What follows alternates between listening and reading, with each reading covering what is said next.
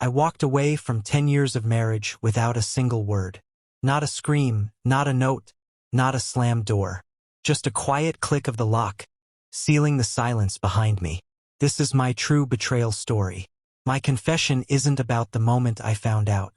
My confession is about the 2 weeks I spent living with the lie, sleeping beside the person who destroyed me, and planning my exit. An exit so clean, so absolute, it would be the loudest thing she ever heard. We built this life, Sarah and I, brick by agonizing brick. It wasn't handed to us. We met in an impossibly cliché way, a required art history class we both hated. She was vibrant, messy, all energy and sharp wit. I was the quiet engineer, the stability she claimed she needed. We were the perfect cliché, the artist and the architect. And for years, that's exactly what we were. We poured everything, our youth, our savings, every shared dream, into this house. Not just a house, but a fortress. It was custom built, tucked away on 3 acres outside Austin. I designed the kitchen myself. I laid the stone for the fireplace. Every corner of this place was saturated with my belief in her, in us. It's hard to explain the level of trust one had. It wasn't passive. It was active. I didn't worry about her because the idea of betrayal was simply an impossibility. She was my sanctuary. She was my absolute, unwavering North Star. I saw her vulnerability. I cherished her ambition. And I defended her fiercely to anyone who dared suggest she was too much. She said, "Alex, you're the only person who sees all of me and still chooses to stay." That was the glue. That was the emotional connection that made the eventual fall so catastrophic. We were a team, a unit against the world, and I truly believed our love was impenetrable. Then came the shift. It was gradual, insidious, like slow erosion. About 3 years ago, Sarah landed a huge role VP of marketing for a major tech firm. It was everything she'd worked for. I was proud, genuinely ecstatic. But the job demanded attacks. It demanded late nights, urgent weekend strategy sessions, and trips to the West Coast. At first, I was the supportive partner. I'd cook dinner, leave it plated and covered in the oven. I'd text her at 11 p.m. "Crush it. Babe, I love you." She'd text back the inevitable. "Still here. Mark and I are just finishing the deck review. Be home soon. Mark." That was the first thread. Mark, her brilliant, high-flying single colleague. His name became a fixture in our kitchen, a third, spectral presence at the dinner table. "Mark thinks we should expand to." Mark and I had to pivot the presentation last minute. I listened, nodded, and kept pouring the wine. I rationalized it. This was corporate life. They were grinding. They were ambitious. They were successful. The emotional distance grew, not with shouts or arguments, but with silence. We were in the same house, but we weren't in the same life. Our conversations became logistical. Bills, appointments, scheduling. The passion wasn't gone. It was just redirected, maybe? I kept telling myself she was burnt out. I convinced myself that I just needed to be patient, to be the immovable anchor while she navigated the storm of her career. The genuine, soul-crushing dread, the moment my rational fortress cracked, didn't come during a fight. Came during a Tuesday morning. Sarah had taken my truck to a client meeting because hers was in the shop. She rushed out, frantic, forgetting to clear the GPS history on the console. I needed to run to the hardware store, so I jumped in. When I hit the navigation screen, it populated the recent destinations list. The first entry was her office building. The second was the hardware store she asked me to go to weeks ago. The third was a precise address I didn't recognize. 1450 Sycamore Drive. I tapped it. It was a sprawling, modern apartment complex about 20 miles in the opposite direction from her office, 10 miles from our house. It was a secluded, pricey place. It meant nothing initially, just a random errand. But then I looked closer at the timestamps. It wasn't a one-off. That address, Sycamore Drive, showed up 6 times over the last month, always between the hours of 11:30 p.m. and 2:30 a.m., and always immediately followed by a drive back to our house. My hands went cold on the steering wheel. That dark secret had a literal address. It wasn't the hours she was putting in. It was where she was clocking out. I sat there, truck idling in the driveway, staring at 1450 Sycamore Drive. The feeling wasn't rage yet. It was a profound, seismic displacement. It was the sickening realization that the foundation I had built my entire identity on was sand, and it was quickly washing away. I suddenly understood what people meant by true emotional collapse. I hadn't even confirmed anything, but the data, the irrefutable, cold, logical data, told me the truth revealed was already standing right beside me. That day, I went into the house. I made us dinner. I asked her about her busy day and I listened to her lies, or were they half-truths? About spreadsheets and deadlines. I was already gone, but I was still there, operating on muscle memory, starting the quiet, focused war for my own liberation. The investigation had begun. This is just the beginning of Alex's true life confession. If you want to know how I found the digital evidence, how I spent 2 weeks becoming an emotionless ghost, and how I finally executed my plan for justice, make sure you leave a comment below. The hardest part of the investigation wasn't finding the betrayal revelation. It was having to act normal while my entire internal world was burning down. The day after I found the GPS logs, I knew I needed absolute, irrefutable proof. Not just for a divorce attorney, but for my own sanity. I needed to know who she was doing this with and how long. Sarah had an old tablet she used for work presentations, usually abandoned on the charging stand in the laundry room. It was locked, but she'd used the same 4-digit code for everything since college. The one I knew by heart. It unlocked not just the device, but the floodgates of my reality. The digital trap was sprung. There he was, Mark. Not just a colleague, but a caricature of the other man. Handsome, smiling, using sickeningly cute emojis. The texts weren't ambiguous. They were a detailed, chronological record of their dark secrets. The stolen weekends, the late-night visits to 1450 Sycamore Drive, the inside jokes, the I love yous exchanged while I was downstairs baking her favorite bread. I saw a photo of Sarah, taken by Mark, in the shirt I bought her for her birthday. A shirt she had told me was too tight to wear anymore. That was the moment the woman I loved died on that screen. She didn't fade. She was assassinated by her own words. The emotional connection was severed instantly, replaced by a vacuum of cold, precise logic. There was no anger, no weeping, just a detached need to document. I sat there for 3 hours, copying every relevant thread, every confirming photo, downloading everything to a secured cloud drive I had created only minutes before. What followed were the 2 most bizarre weeks of my life, my downfall into a moral abyss of performance. I was living a double life in my own home. I became the world's most convincing actor. "How was your day, honey?" I'd ask, leaning in for the ritual kiss. She'd smell like her shampoo and maybe a faint trace of a different cologne. And I would kiss her, tasting the lie. We'd watch our favorite shows. I'd nod along as she vented about a meeting, occasionally pausing the show to ask an insightful question, all while knowing she was planning her next rendezvous with Mark during the very moment I was asking about her future plans. The irony was so profound it bordered on comedy. My internal monologue was a constant roar of rage and planning, but my external self was perfectly placid. This emotional narration is difficult because I have to confess. I felt disgusting. I was operating under false pretenses, manipulating her trust even as I planned the final blow. But the justification was simple. She deserved no warning, no chance to spin the narrative, no emotional negotiation. I didn't want to fight. I wanted a clean execution of justice. My focus shifted entirely to the strategy. I canceled my membership at the gym, citing too much work, which freed up a few evenings.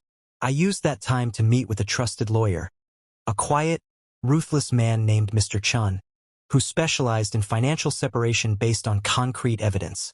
The plan was simple. The divorce petition would be served the moment I was out of state, making it impossible for her to contact me directly for days.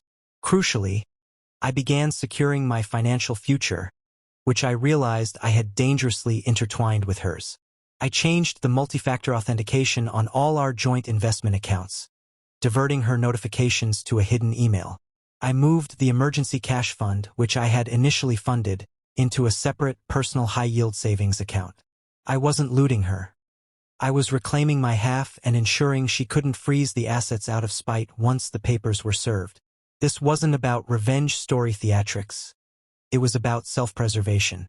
The final evening was surreal. She came home energized, talking about a massive, successful presentation. She said Mark had praised her leadership. She suggested we celebrate. "I'll order in," I said. "You deserve a night off." I cooked her favorite Italian dish, uncorked the expensive Cabernet she loved. We sat at the marble counter I had installed myself. I watched her, really watched her, for the first time in 2 weeks. Her hair, the slight crease beside her eye when she laughed, the way she tucked her feet beneath her stool. She was beautiful and she was a monster. In my mind, this was the final supper. I was preparing the quietest execution. I listened to her talk about their future, our future, and every lie felt like another nail in her coffin. I remember thinking, enjoy this wine, Sarah. You've earned it, but you won't be drinking it here tomorrow. The wine was gone. The meal was finished. We went to bed, and she was asleep within 20 minutes, exhausted from her strenuous double life. I lay awake, rigid, staring at the ceiling, waiting for the digital clock to switch from 3:15 a.m. to 3:16 a.m. I had one final thing to do before the quietest act of karma in her life began. I knew exactly where I was going, and she was about to wake up to a house that was suddenly, deafeningly empty. If you appreciate the cold precision of this revenge story, smash that subscribe button. Don't miss the conclusion to this real-life confession. When the clock finally clicked past 3:30 a.m., I knew I was safe. Sarah was deep asleep, breathing the steady, innocent rhythm of a child. I moved like a ghost through the house I built. The silent strike had begun. I took the custom manila envelope, the one Mr. Chun had prepared, from my hidden drawer.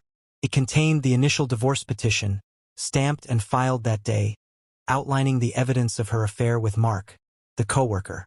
It included a non-negotiable financial separation agreement, reclaiming my premarital assets and our half of the marital wealth. It was cold, formal, and utterly devoid of emotion. I placed the envelope on her side of the bedside table, angled perfectly so it would be the first thing her groggy eyes focused on.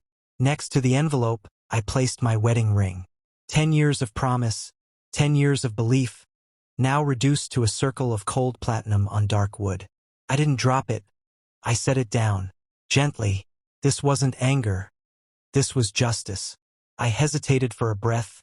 The urge to scream, to wake her, to demand the confrontation I deserved, was a physical thing in my chest.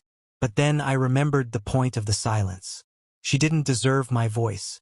She had already proven she couldn't handle the truth, and I wouldn't waste my breath on her lies. Instead of a torrent of rage, I left a single, folded note.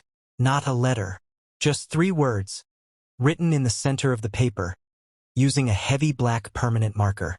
The truth revealed. That was all. No blame, no detail, just the absolute, terrifying finality of a statement.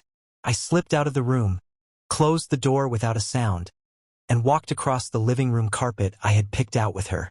I grabbed my backpack, containing essentials, cash, and the burner phone, and walked out the front door.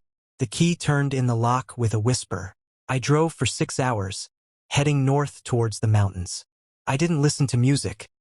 I listened to the sound of my engine and the silence of my own mind. There were no tears, only a horrifying sense of peace. I had traded the heartbreak for a plan, and the execution felt like a cleansing. I stopped at a small, remote cabin I had rented under a false name months ago, preparing for this possibility. Only when I was inside, the door locked, and the mountain air cold on my skin, did I power up the burner phone. The texts began instantly. They came in a frantic, terrifying flurry, not minutes apart, but seconds apart. 10:45 a.m. Alex? Where are you? The office called. 10:46 a.m. The papers? What is this? This isn't funny. Call me back right now. 10:47 a.m. Alex, I swear to God, don't do this. We need to talk. Pick up. 10:48 a.m. Where are the keys? Where are you staying? I need to understand this. 10:50 a.m. You saw the emails? How? 11:05 a.m. Call me now. I need to explain. This is a mistake. I am calling your father. 11:30 a.m. Alex, please. I'm panicking. The lawyers are calling. I can't access the savings. What have you done? You can't just leave me like this. You promised me forever. It was the perfect symphony of panic, guilt, and the dawning realization of her absolute, unmitigated loss. She didn't mourn the marriage. She mourned the security and the future I represented. She was terrified, not heartbroken. I read every single word, and I deleted them all without replying to a single one. That was the purest revenge story. I didn't want her excuses. I didn't want her tears. I wanted her to sit in the silence I had just created for her and finally, truly, listen to the emptiness. The real twist of karma came late that evening. A mutual contact, a friendly lawyer named David, called the burner number. I had given it to him for emergencies. He was sympathetic, offering advice, but then he dropped an unrelated bomb. Terrible thing about Mark, right? David said. I mean, corporate counsel is all over him. Apparently, they found massive discrepancies in the Q3 reports he was handling. Not sure if it was incompetence or fraud, but he's been escorted out of the building. Sarah's scrambling to cover his desk. Mark was gone. His professional life, the life that gave him the means and the opportunity to destroy my marriage, was suddenly over, unrelated to my real-life confession, but perfectly timed. It wasn't my doing, but it felt like the universe had decided to enforce my decree of justice on every participant. I spent the next week in that cabin, focusing on my recovery. David assured me the evidence was solid, the prenup was ironclad, and the financial maneuver was legal and sound. I chose this path because confrontation gives the liar power. Confrontation turns the victim into the villain for leaving. I refused to let her control the narrative. My silence, my absolute ghosting, left her nothing but the facts. The initial shock of the hook, the backpack, and the quiet click was about the sudden break. But the poetic closure is about what I left behind and what I didn't leave. In the manila envelope I prepared, there was supposed to be a thick, handwritten letter. A bitter farewell detailing every memory we shared, every inside joke, ending with a list of her lies. I spent hours writing it, fueled by rage, believing she deserved to be emotionally immolated by my words. But as I stood over her sleeping form that morning, the pen poised over the note, I realized that writing that long letter would have been the final thing I did for her.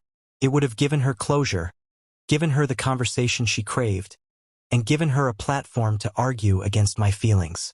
I didn't leave the letter. I tore it up miles back and scattered the pieces to the wind. Because she wasn't entitled to my grief, my rage, or my explanation. She was entitled only to the truth, cold and unadorned, delivered by a lawyer.